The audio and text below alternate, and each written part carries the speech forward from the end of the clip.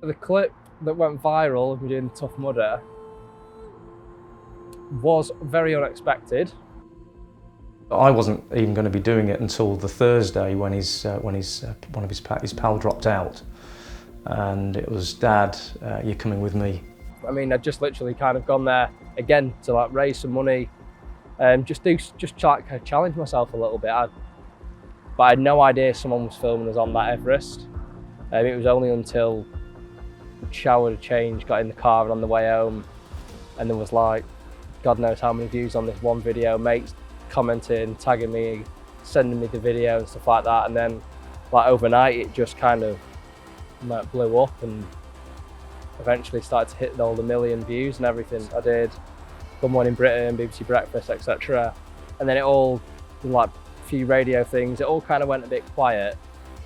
And then just on Facebook, received a message from a lovely lady called Sarah, saying that she worked at the Ellen Show and she'd seen my story and everything, and they were interested in hopefully getting me on the show. So I was a little bit sceptical at first, and it was just one of those moments like, you know what, I'm just going to go with it.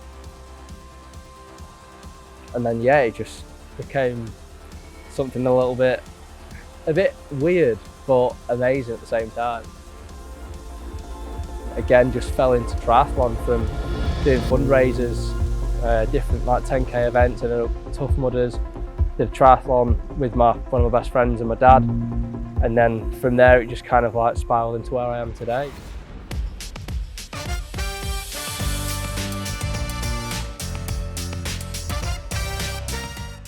My name's Joshua Landmann, I'm from Blackpool. My record title is fastest marathon in a non-racing wheelchair.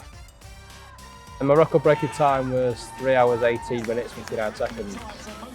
Being part of the Paralympic GB team in para-triathlon is my goal.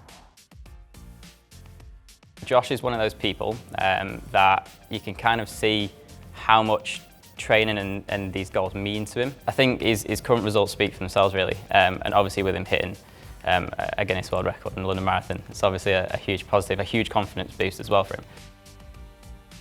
In terms of Josh making the team for the Paralympics in Japan, huge chance, definitely got a chance. At school, Josh was very sporty. He played high-level school sport, with rugby and hockey and cricket, a bit of football. I've broken my neck. I broke my neck at C6, C7, and I've got diagnosed paralysis or incomplete paralysis from T8, which is just below my chest. It happened over 5 years ago now. I was in Ibiza with some friends, and it was just one of those moments. I dived into a pool and hit my head. A lot of people kind of, when I say I've been in Ibiza with my friends, so you were drunk, etc. But I was like completely sober. But it just happened to be that moment.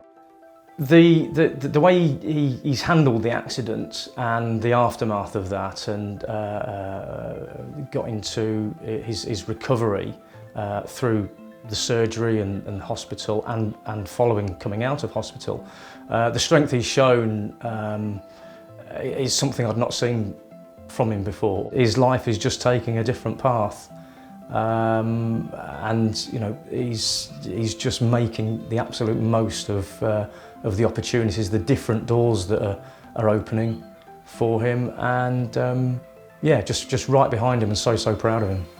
After my accident, I still had quite a bit I knew I still had some competitive edge in me, but it was just trying to find that sport that gave me that competitive edge, and I did find that first with skiing, something that I just enjoyed and happened to kind of fall into competing internationally, and then gave that up.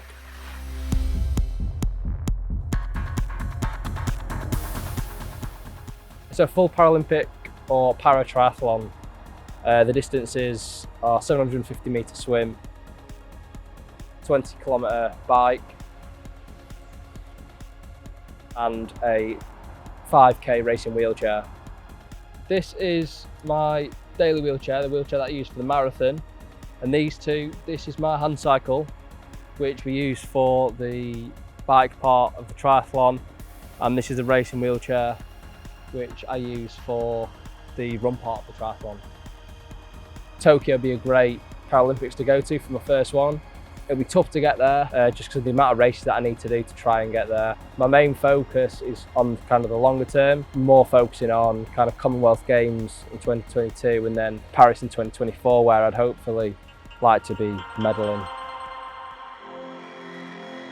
Apart from Paralympics as a target, I'm definitely interested in doing kind of more coaching stuff, kids with disabilities that might not know what they want to do with their lives, what it might hold for them, what sports are accessible to them.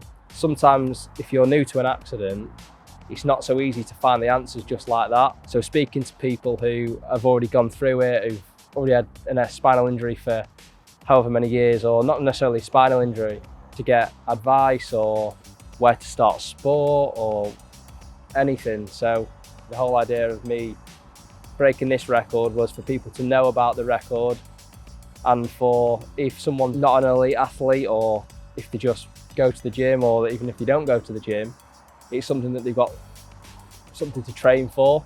Yeah, that's kind of like the main reason why I did it. It was only the other day watching the Ellen show that I realised how big of a thing that was after a year or two being on the show. So I can only imagine that it'll be similar. My kids have kids and they're looking at a Guinness World Record book to say, oh yeah, I've been in that.